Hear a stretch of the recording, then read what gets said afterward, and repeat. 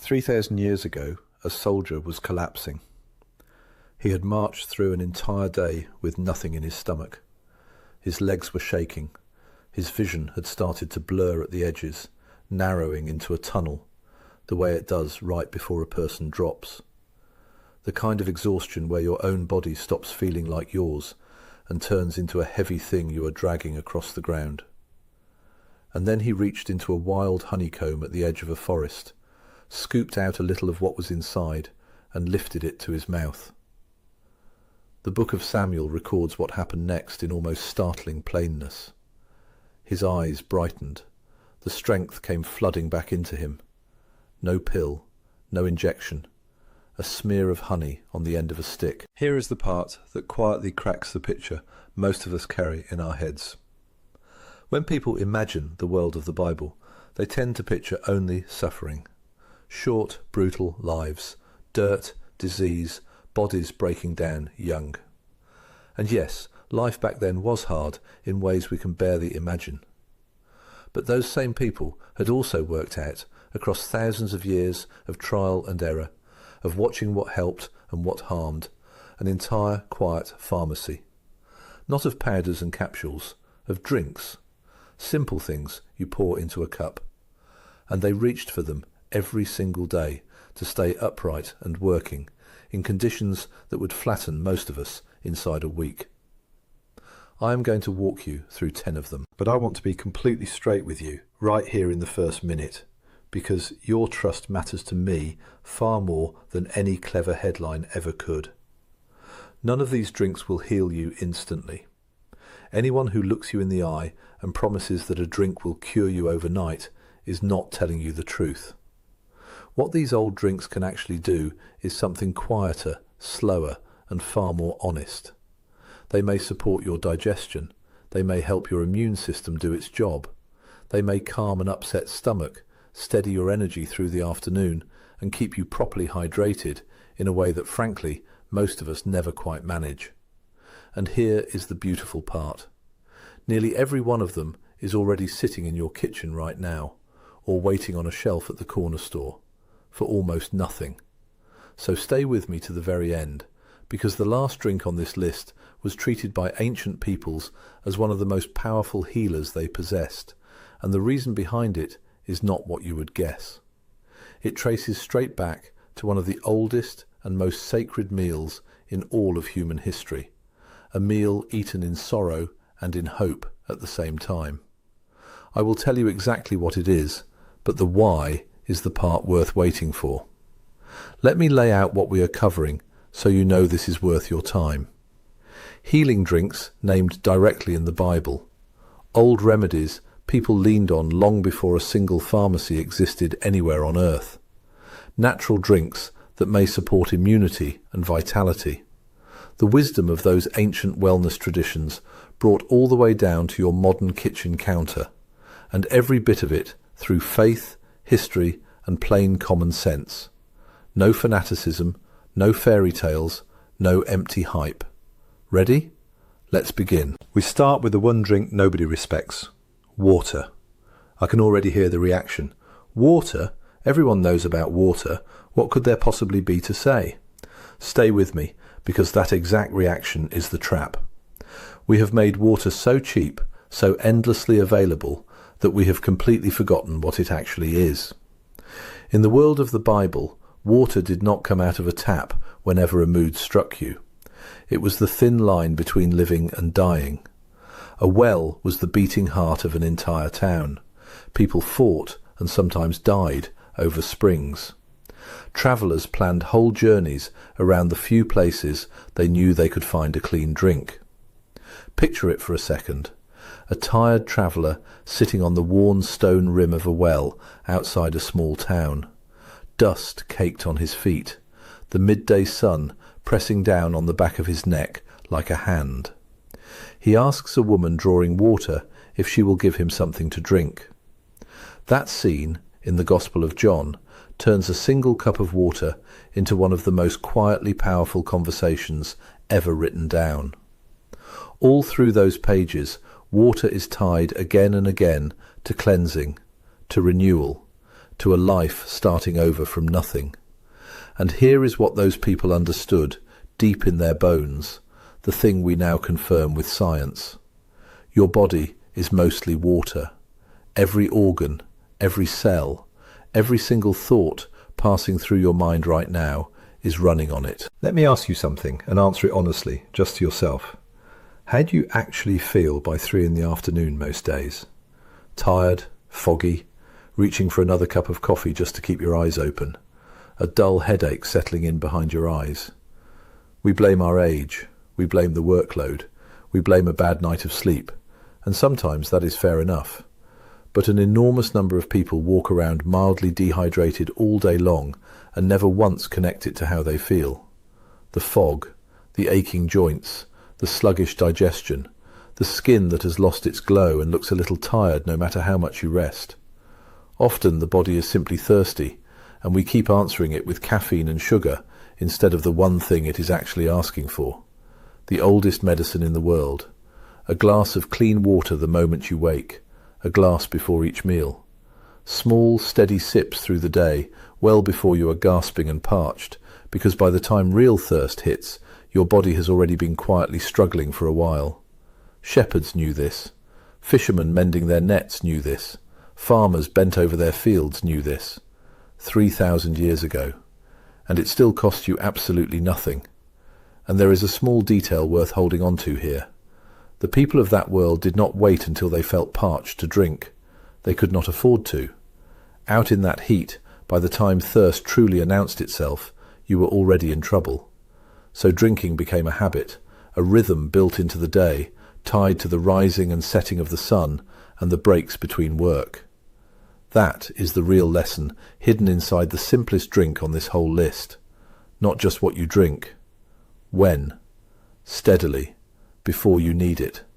The body kept ahead of its own thirst, the way a wise traveller keeps water in reserve for the road still in front of him, rather than the road already behind. Now let's move to a drink that fills more pages of the Bible than almost any other, and that nearly everyone gets completely wrong. Wine. But not in the way you are picturing it. I want to handle this one with care because it deserves honesty instead of a slogan. The Bible does not hide from wine. It shows up at weddings, at ordinary meals, at great celebrations, in quiet moments of comfort and grief. There is a well-known line in the first letter to Timothy where an older mentor tells a young man to take a little wine for the sake of his stomach and his frequent ailments. A drink recommended for digestive comfort right there in the text, plain as day. But here is the detail that changes the entire picture. The wine of the ancient world was usually watered down, often heavily. It was sipped in small amounts. It was treated as a part of the meal, woven into food, not as a fast track to getting drunk. And that very same book warns repeatedly and sternly against drunkenness and everything that comes with it. So none of this was ever an invitation to overindulge. It was about a little, within a balanced life, held in check. So what does modern science actually say about it? The dark grapes themselves, and the compounds packed into their skins, have been studied for a possible role in supporting the heart, but only ever in very small amounts. And the honest truth, the one the health world keeps stating more and more clearly, is that there is no amount of alcohol that genuinely improves your health. Whatever small benefit might exist has to be weighed against very real risks. So if you do not drink, please hear me. This is absolutely not a reason to start. Which lets me hand you the takeaway I can stand behind 100%. Everything good that people once chased after in a cup of wine, those grape antioxidants, the heart support, you can get every bit of it with zero alcohol at all. And that lands us perfectly on the next drink. Pure grape juice.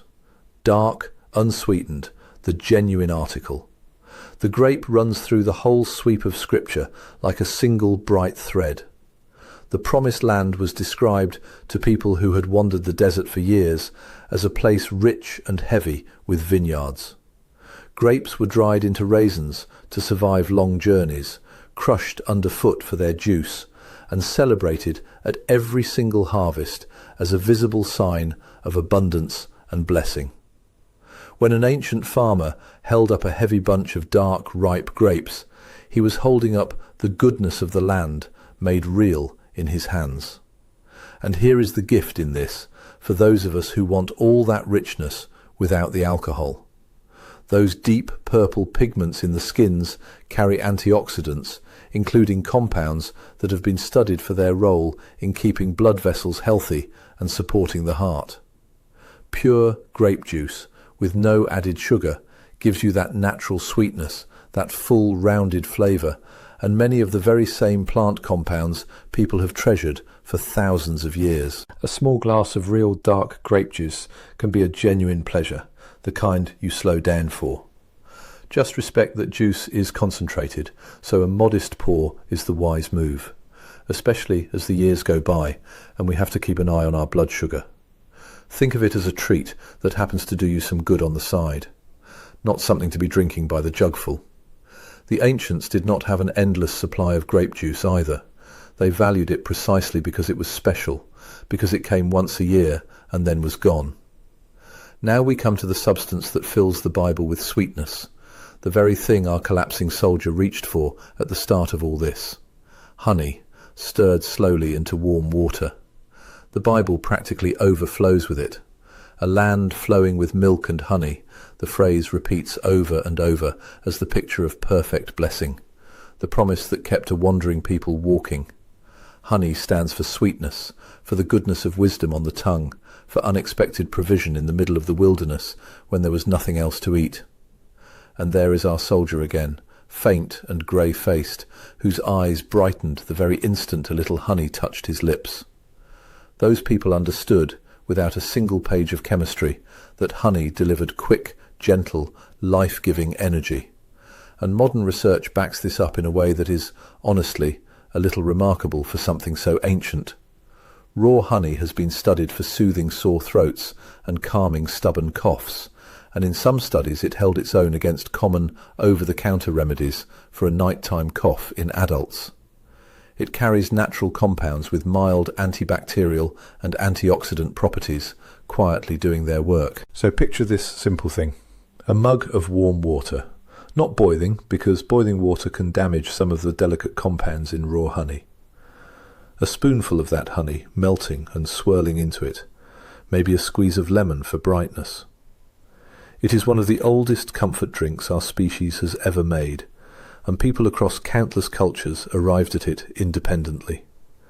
It may soothe a scratchy, raw throat, hand you a little gentle lift of energy, and settle your whole body in the evening, or right when you feel the first scratch of a cold sneaking in. One real word of caution here, and it matters.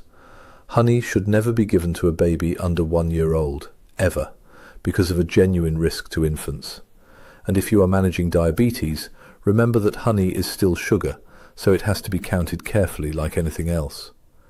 But for most adults, a little raw honey dissolved in warm water is a small, ancient comfort, with real soothing power standing behind it.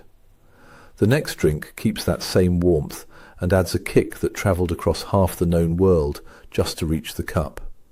Honey water, with lemon and a little fresh ginger. Ginger belongs more to the great spice routes that threaded through the biblical lands than to any single verse, and that is exactly what makes it interesting. Those lands sat at the crossroads of the entire ancient world.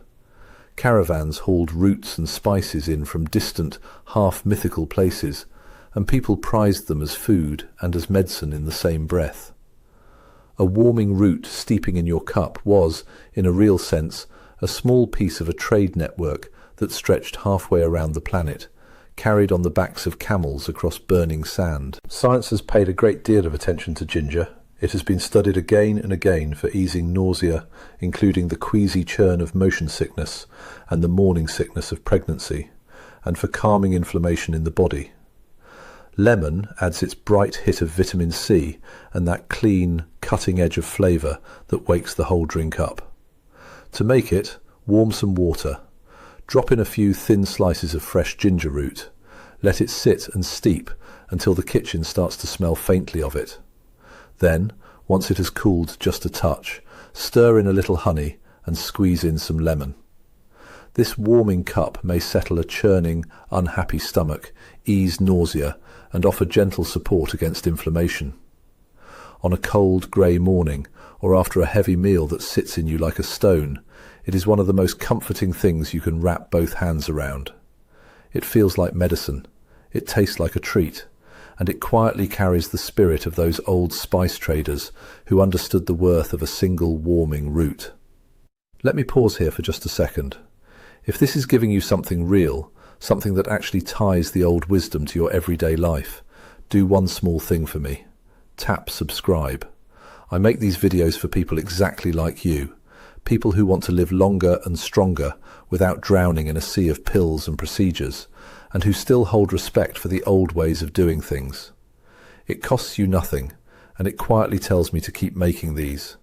And while you are at it, drop a comment and tell me which of these drinks already lives in your kitchen. I read them. I learn from you too. Now, back to the cup. Our next drink is named in the very same breath as honey, all the way through the scriptures. Milk, a land flowing with milk and honey. There it is again, that phrase, the picture of total and overflowing abundance.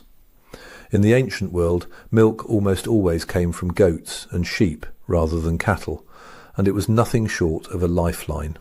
Fat, protein, real nourishment in a harsh and unforgiving land where calories were never guaranteed. It fed growing families. It steadied travellers on the road.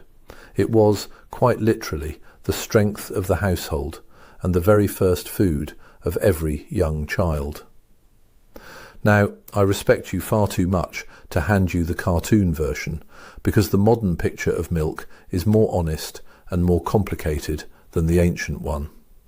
A great many adults across the world simply cannot easily digest the milk sugar called lactose, and that is completely normal and natural, not some personal failing or flaw. So plain milk is genuinely not for everyone, and that is fine. But for those who handle it well, milk and the foods made from it carry calcium, protein, and nutrients that support the bones. And our bones need every bit of help they can get as the years quietly stack up behind us. And here is where it turns genuinely fascinating, because the ancients almost never drank fresh milk the way we tip it out of a carton straight from the fridge. In that heat, with no refrigeration anywhere on earth, milk soured. It fermented naturally and fast. And that accident of climate handed them something close to a real, living health tonic. Fermented milk, the ancient ancestor of every yogurt drink and every glass of kefir you have ever tasted. There is a vivid, almost cinematic scene in the Book of Judges where a woman offers a weary, hunted man milk to drink, and many scholars believe what she actually handed him was a thick, soured, fermented milk, far closer to a drinking yogurt than to anything you would pour today. Elsewhere in the text, curds and soured milk show up as plain, everyday food on the table. Across the whole ancient Near East, souring milk was simply how you kept it from spoiling in the heat, and it just so happened to make it safer to drink and far easier on the stomach. And here, modern science has fallen completely head over heels in love. These fermented drinks are packed with probiotics, the friendly bacteria that keep your gut working in balance, and a fast-growing wall of research keeps tying the health of your gut to your digestion, to your immune system, even to your mood and your overall sense of well-being. The fermenting process also breaks down much of the lactose, which is the exact reason so many people who cannot touch a glass of regular milk do perfectly fine with kefir or yogurt. A glass of plain, unsweetened kefir, or a good, drinkable natural yogurt. It may support your digestion, help keep the balance of bacteria in your gut steady, and deliver protein and calcium in a form your body absorbs with ease. And I mean it with no exaggeration at all. This is one of the most genuinely useful drinks on the entire list, and people have leaned on it for thousands of years without knowing a thing about probiotics. Just reach for the plain versions. The sugary flavoured ones quietly cancel out a good deal of the benefit you came for. Now we step into the silver-green shade of the ancient olive groves, where the trees can live for 1,000 years and more. A tea brewed from olive leaves. The olive tree is one of the most sacred plants in all of Scripture. Its oil anointed kings and priests, poured over their heads as a sign of being chosen. It burned steadily in the lamps of the temple, holding back the dark. It was a daily staple in the kitchen and the medicine chest alike, and the olive branch became the universal sign of peace itself, all the way back to the dove returning to Noah across the floodwaters with a single fresh sprig held in its beak. People treasured every single part of that tree, from the fruit to the oil to the wood. The Bible speaks most often about the oil and the fruit, but the leaves carry their own long folk tradition, gathered and brewed into a tea, especially all around the Mediterranean, where the trees grow thick. And modern research has begun looking closely at compounds found in olive leaves, like one called oleuropein, studied for antioxidant properties and a possible role in supporting healthy blood pressure and immune function. I will be honest with you, the way I always try to be. That research is still young and still unfolding, so treat it as promising rather than as proven fact. A mild tea made by steeping dried olive leaves in hot water is a pleasant, slightly bitter, earthy thing to drink.